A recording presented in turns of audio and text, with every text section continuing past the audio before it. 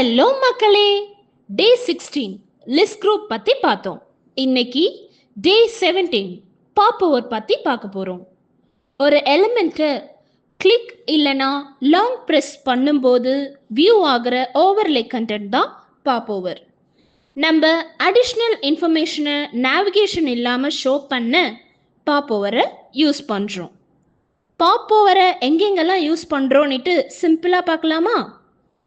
First one, Instagram ஸ்டோரியை tap or hold பண்ணும்போது small popover வரும், like reply, copy or report. Second one, WhatsApp மெசேஜை long press பண்ணும்போது ஒரு பாப்போவர் வரும், like delete, forward, reply and info. இப்போ பாப்போவர்னா என்னன்னு உங்களுக்கு புரிஞ்சிருக்கும்னு நினைக்கிறேன். நெக்ஸ்ட் டே 18 நியூ டாபிக்ல உங்களை சந்திக்கிறோம். பாய்.